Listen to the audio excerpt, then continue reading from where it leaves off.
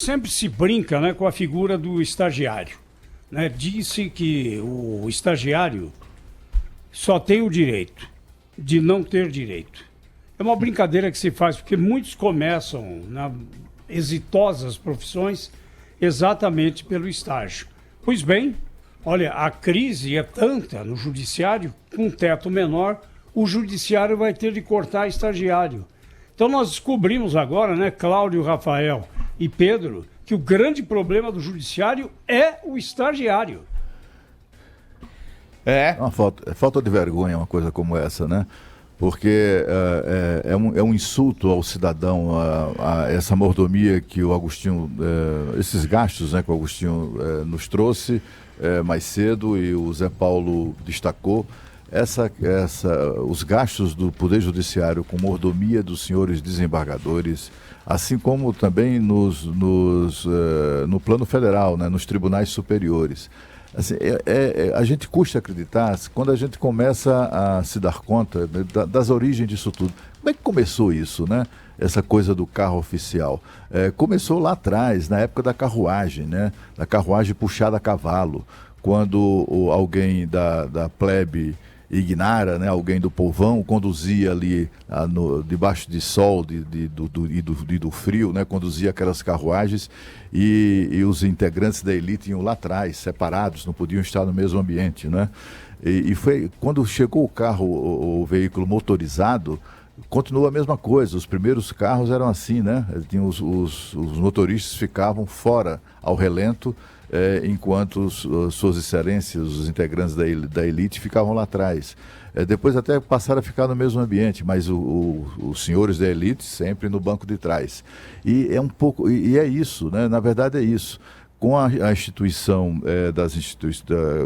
da República, aí eles foram então aperfeiçoando esse tipo de coisa, já que é caro manter o motorista e ter o seu carro particular, vai ter que, né, coçar o bolso e pagar por aquilo. Então vamos fazer o seguinte, vamos entregar essa tarefa ao Estado. O Estado é que tem que prover, que tem a obrigação de prover esse tipo de mordomia. E é assim que se estabeleceu lá atrás, e continua até hoje. E é uma vergonha, é uma coisa jeca, atrasada, é uma coisa que insulta as pessoas, né? Que ofende o cidadão, que tem que lutar muito todos os dias para ganhar a vida. E aí você está lá no ônibus, né? Um ônibus apertado, um ônibus que não é climatizado, um ônibus atrasado, um ônibus com motorista mal-humorado. E aí você olha para o lado assim, está lá um carrão pago com o seu dinheiro, né? Com um motorista pago por você, movido pela gasolina que você sustenta, e Sua Excelência ali no banco de trás, lendo um jornal ou verificando ali as mensagens do celular, tudo isso, e eles não se constrangem. O pior de tudo, Zé Paulo, é que eles não se constrangem. E enquanto sobra para o estagiário, não é, Zé Paulo? No mesmo jornal, no estado de São Paulo hoje, algumas páginas adiante, sem licitação, o Supremo encomenda estudo conceitual sobre museu. O Supremo Tribunal Federal contratou sem licitação um estudo preliminar para a reforma do museu da instituição, que guarda togas e chapéus de ex-ministros, cadeiras antigas, manuscritos e processos históricos. A contratação sem licitação foi feita pelo escritório Paulo Mendes da Rocha. Foi contratado o escritório de Paulo Mendes da Rocha, o mais importante arquiteto brasileiro da atualidade. Esse trabalho de viabilidade da reforma do museu é um trabalho, atenção, só para viabilidade, para avaliar se dá para reformar, como dá para reformar, custa R$240 mil. É um projeto executivo e depois o Supremo vai decidir se faz ou não faz a obra. Pela curadoria atual, as peças incluídas na seção de memória institucional do Supremo, nome oficial do museu, valorizam a memória particular de ministros que passaram pela corte. Alguém pode dizer, mas o que é que tem nesse museu do Supremo Tribunal Federal? Por exemplo, as togas usadas pelo ex-ministro Francisco Rezec, pela ex-ministra Ellen Grace, olha aqui, né? Vou até o Supremo agora ver a toga da ministra Ellen Grace. Os óculos de Cordeiro Guerra e os botões dourados de Rafael Maier. Nos últimos meses, botões dourados de Rafael Maier. Nos últimos meses, Os gastos do Supremo chamaram a atenção como o contrato de R$ 481 mil que prevê compra de lagostas e vinhos premiados para refeições a serem servidas a autoridades. Enquanto isso, aqui em São Paulo, o presidente do TJ, Tribunal de Justiça, Manuel Pereira Calças, apresentou ao órgão especial um projetinho, uma coisa básica ali, na hora do café. Falou o seguinte: a gente está precisando de um prédio novo, tá ou não tá? O pessoal concordou com ele, tá? Evidentemente. 1 bilhão e 200 milhões de reais para a construção da nova sede do TJ de São Paulo. A expectativa é inaugurar o prédio entre 2025 e 2027. Já tem as aprovações necessárias na Prefeitura de São Paulo. O terreno fica ali na Tabatinguera, com a Conselheiro Furtado. E ficariam reunidos ali os 360 desembargadores e juízes substitutos em segundo grau. E segundo o presidente do TJ... Tá vendo aí? Você falou um número agora, né? Outro dia surgiu essa dúvida. Foi. Tinha falado 300, eu falei 350. Não, tem mais 10. 360 são os desembargadores. E o desembargador Manuel Pereira Calças disse que com a construção desse novo prédio, o TJ vai, na verdade, economizar, porque hoje eles têm de alugar gabinetes e esse aluguel custa R$1,5 milhão por mês. Então ele economizaria com aluguel, segurança, transporte de desembargadores.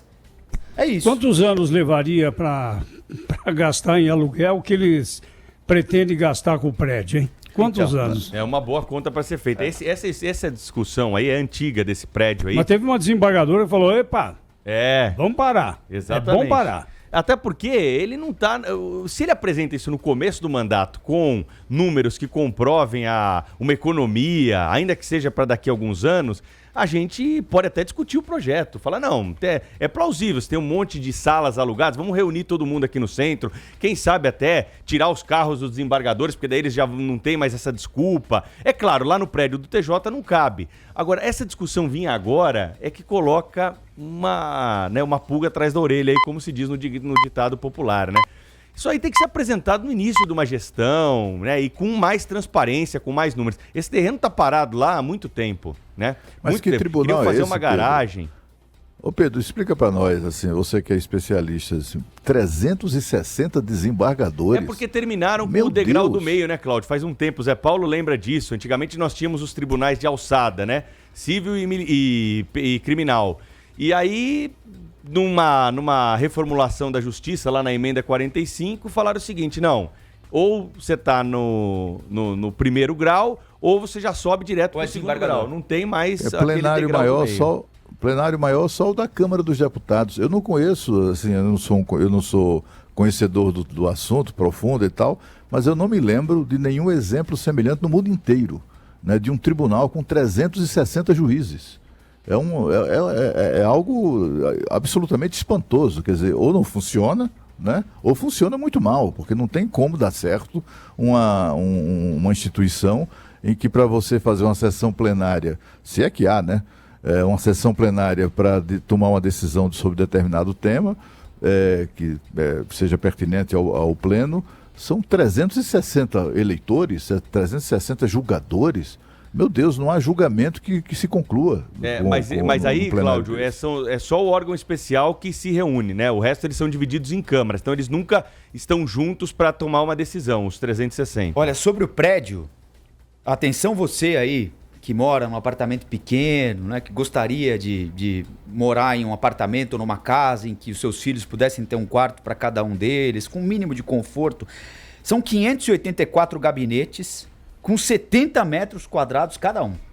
Tamanho de um apartamento de classe média alta aqui em São Paulo. Isso é... 584 gabinetes com 70 metros quadrados cada um para cada um dos desembargadores. Ele pode ficar um pouco na sala, na cozinha, sala de estar, porque deve ser dividido assim, né, em 70 metros quadrados. 6 andares de garagem, 1.200 vagas, uma espécie de shopping center, né? Porque aí tem de ter 1.200 vagas, 360 desembargadores, você pega um carrinho para cada um, mais os carros para serviços gerais, assessores, L ponto, auditório com 689 lugares, um pavimento com um restaurante exclusivo, e área de convivência para desembargadores e juízes substitutos em segundo grau. Só a licitação do projeto executivo vai custar 25 milhões de reais. Só para fazer o projeto executivo do prédio. Lugar para o povo que paga a conta ir lá verificar se eles estão trabalhando, isso não tem não. Não, isso não tem. Tem um negócio chamado... Catraca. aliás, tem o mesmo nome... Catraca pra cá. Tem o mesmo nome do presidente do TJ. Perdão. Um nome parecido com o presidente do TJ, né? Fica com as calças na mão, né? Na calçada. Exatamente, que coisa horrorosa, meu Deus do céu, que país é esse que a gente vive, né? O que a gente Mas você prestou percebe... atenção, Cláudio? Só o projeto, 25 milhões de reais. Tá Só bom? o projeto. Só o projeto. E não vamos nos lembrar que a última sede de tribunal construída aqui em São Paulo, né? Terminou Como terminou. Aí eu já trouxe O aqui... do Lalau. O do Lalau, exatamente. Eu trouxe aqui os números onde não houve escândalo de corrupção, mas os números da construção, porque esse é Tribunal de Justiça, que é um tribunal que funciona, né? Ou que pelo menos tem que funcionar. Mas assim, o pior é esses tribunais de justiças jabuticabas que só existem no Brasil, né? Ou em qualquer outro país atrasado, é o caso da Justiça Eleitoral. Somente a sede do Tribunal Superior Eleitoral aqui em Brasília custou R$500 bilhão. R$500 bilhão. É uma sede suntuosa, é uma coisa que ofende as pessoas, né? Você, quando passa por lá, você começa a compreender, começa a compreender por que está faltando escola no país, por que os hospitais neste país estão tão deteriorados, né? Porque faltam hospitais no país, porque falta tanta coisa a ser resolvida no país, porque grande parte desse dinheiro é gasto nisso aí, na sede de 1 bilhão e tanto do TJ de São Paulo, no R$500 bilhão só para construir o Tribunal Superior Eleitoral, que é um assinte, e tantos outros. Tribunal Superior do Trabalho aqui em Brasília é outro escândalo que, meu Deus do céu, não sei como é que isso... E o pior é que são prédios, né, que dariam ótimos hospitais tão necessários para o contribuinte que paga a conta.